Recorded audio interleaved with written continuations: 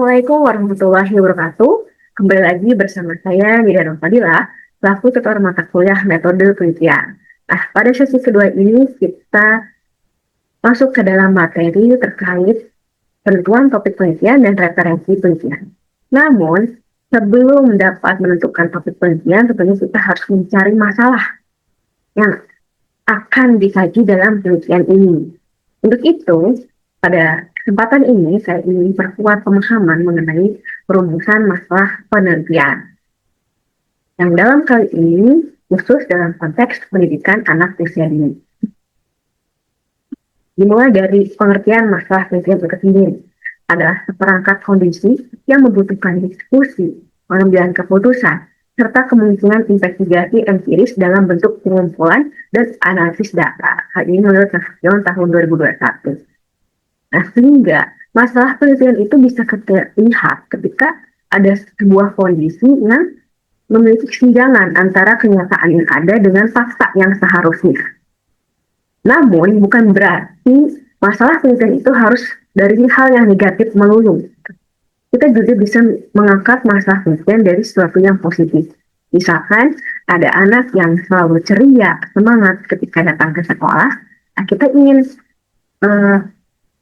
mengkaji anak ini, dilihatnya ternyata masalah penelitian ini adalah kebiasaan anak di rumah yang menyebabkan ia ceria ketika di sekolah. Kita ingin mengetahui kebiasaan anak di rumahnya ini seperti apa, ya, dengan orang tuanya, sehingga anak ini bisa semangat. Jadi masalah penelitian itu bukan berarti harus dari sisi yang negatif saja, tapi dari sisi yang positif pun bisa. Karena maksud dari masalah penelitian itu adalah kondisi yang membutuhkan suatu diskusi. Seperti tadi, kok anak ini bisa selalu semangat? Kenapa? Gitu, jadi tahu. Nah, gitu kan. Nah, adapun rumusan masalah adalah bentuk pertanyaan yang dapat memandu peneliti untuk mengumpulkan data di lapangan. Menurut Sugiono tahun 2013. Nah, rumusan masalah ini yang berupa poin-poin, biasanya 1-3 pertanyaan. Tujuannya untuk memandu peneliti untuk mengumpulkan data, sehingga kita tidak melebar ke masalah-masalah yang lain. Dengan adanya perumusan masalah ini, jadi terkhususkan apa yang hendak kita kaji. Jadi, apa itu perumusan masalah? Hingga dari yang tadi kita bahas ya, perumusan masalah itu bisa disimpulkan sebagai proses penyusunan masalah penelitian dalam bentuk pertanyaan yang jelas dan terarah. Bisa diawali dengan pertanyaan apa, bagaimana, mengapa, ini yang 5W1H itu ya. Dan jadi mengapa merumuskan masalah itu penting? Yang pertama, untuk menentukan arah penelitiannya, ini mau kemana. Seperti yang tadi mau meneliti masalah terkait kebiasaan anak di rumah. Anak di rumah itu kan ada yang dengan orang tuanya, dengan neneknya, dengan kakaknya. Kita harus menentukan arah penelitiannya. Pada aspek apa? Misalkan kedekatan anak dengan orang tua, jadi jangan dicampur adukan dengan kebiasaan dengan kakaknya, dengan adik kakaknya. Jadi khusus kita di sini akan meneliti anak dengan orang tua saja. Kebiasaan-kebiasaan apa yang anak lakukan dengan orang tuanya sebelum anak itu berangkat ke sekolah, sehingga anak itu jadi semangat ketika mau ke sekolah. Seperti yang poin 2 ini ya, kenapa penting perumusan masalah agar bisa fokus pada satu aspek saja. Poin yang ketiga, agar menunjukkan relevansi penelitian dengan kebutuhan PAUD. Kontribusinya apa untuk pendidikan anak usia dini ini? Nah, bagaimana sih kita menemukan sumber-sumber masalah penelitian? Ada dari banyak cara tentunya. Yang pertama bisa dari ruang-ruang kuliah, seperti dalam diskusi, saling tukar pemikiran dengan teman yang lainnya, kemudian di sekolah. Nah, bagi budak PAUD yang sudah mengajar, ini bisa kita amati ketika anak di sekolah. Misalkan ada anak yang tidak bisa diam, apakah ini termasuk kepada gangguan belajar yang bisa kita angkat menjadi masalah penelitian? Kemudian fenomena yang terjadi di masyarakat, misalnya ada sebuah desa yang jauh dari kota, tetapi memiliki anak-anak yang kemampuan bahasanya bagus. Kenapa ya? Oh, itu diangkat ya masalahnya. Nah, ternyata ketika dikaji, oh, ada kebiasaan yang dengan turun-temurun membuat anak-anak jadi terbiasa mendengar cerita. Jadi, ini bisa kita dapat dari mana saja. Kemudian yang kedua juga bisa didapat dari perkembangan teknologi dan pengembangan kurikulum. Seperti halnya waktu itu COVID atau Corona, ketika kita beradaptasi dengan pembelajaran yang baru, pembelajaran jarak jauh, ini bisa menjadikan suatu masalah. Bagaimana pembelajaran jarak jauh saat corona ini mempengaruhi kesehatan anak misalkan, dan lain-lain. Nah, kemudian yang ketiga, pengalaman akademis itu sendiri. Nah, pengalaman mendapat juga di sekolah ketika ngajar menghadapi anak sendiri bagaimana. Ini bisa diangkat menjadi masalah penelitian.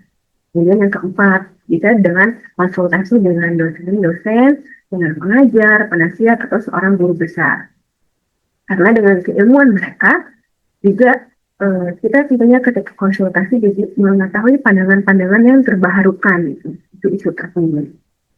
Nah, selain itu, sumber masalah penelitian juga bisa kita temukan dengan mudahnya lewat berita. Ya, pernikahan anak usia dini itu memang sangat ya akhir-akhir ini ya, fenomena parenting memunculkan banyak daycare di mana-mana. Seperti yang berita ini, kasus kekerasan di daycare. Kata akademisi ini adalah fenomena gunung es. Karena di lapangan itu memang sekarang sedang menjadi tren membuat daycare. Tapi entah apakah latar belakang pembuatnya itu sesuai dengan penelitian ini, bagaimana fasilitasnya, bagaimana fasilitatornya, latar belakangnya seperti apa. Jadi muncul adanya kasus kekerasan di desa. Ini bisa kita angkat menjadi suatu masalah penelitian. Juga di sini ada berita Menkes sebut banyak anak speech delay akibat sering main gadget. Lalu juga ada berita tentang baca nyaring bangun bonding orang tua dan anak. Pelekatan dengan orang tua dan anak. Ya. Nah, dari berbagai berita ini, kita bisa menemukan masalah penelitian. Carilah masalah yang memang topiknya ini kita kuasai. Misalkan ya, kasus kekerasan di daycare. Dari adanya berita ini, kita jadi bisa tahu masalahnya apa.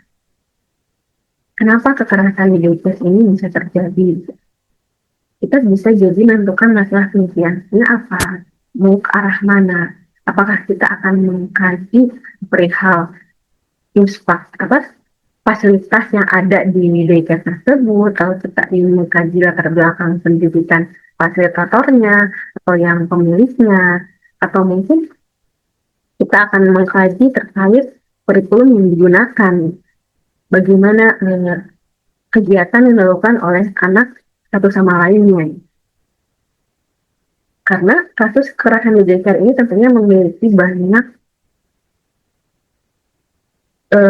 faktor penyebabnya. Nah, kita ingin mengangkat masalah penelitian yang dari segi apa.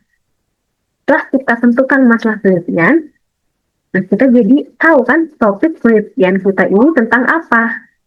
Ya tentang kekerasan di daycare ini. Tapi dari segi apa yang akan kita kaji itu. Nah dari situlah kita bisa membuat rumusan masalah penelitiannya, membuat judul penelitiannya. Gitu.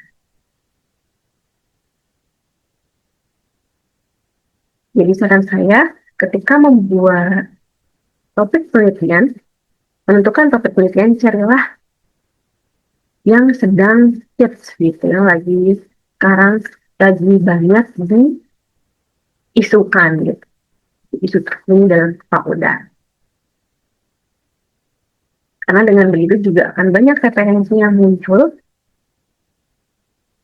Nah, kemudian bagaimana sih tips dalam menyusun rumusan masalah?